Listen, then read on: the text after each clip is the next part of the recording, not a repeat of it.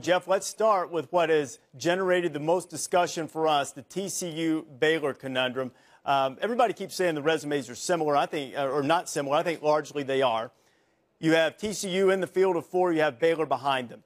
Was this the first time that TCU and Baylor have been in the same group of six, that the committee would rank them against each other, given the way you guys use your process to rank the teams?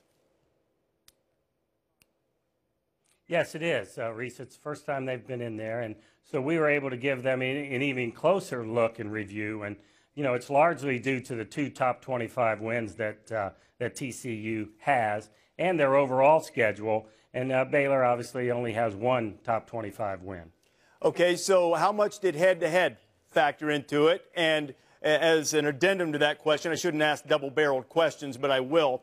Will head-to-head continue to weigh more if Baylor continues to win?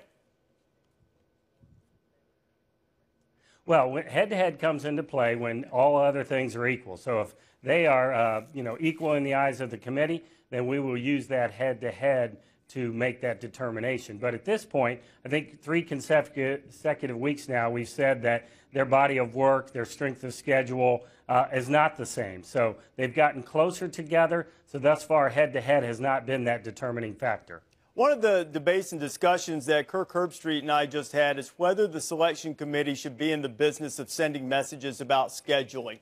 What do you say about that? Should the committee be in that business? No, actually, we don't think it is our job to send messages. We believe our rankings will send messages, and that's enough. But we're not sitting here and saying we want to send a message to college football and teams. We just simply believe the rankings will do that.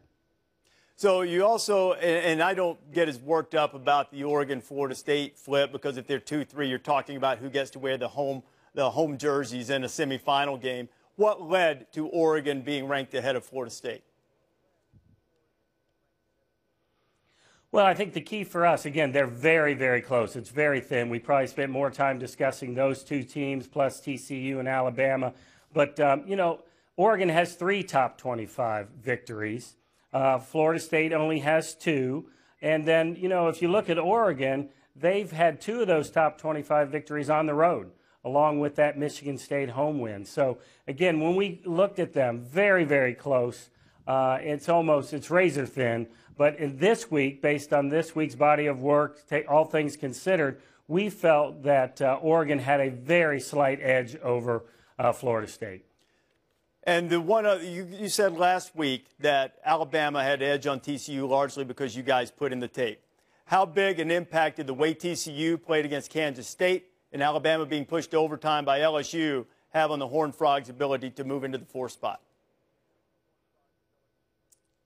Yeah, that's a great question. They're so close. I keep saying very close, but they are. They're almost indistinguishable when you look at the number of top 25 wins, too. They both have top 10 losses.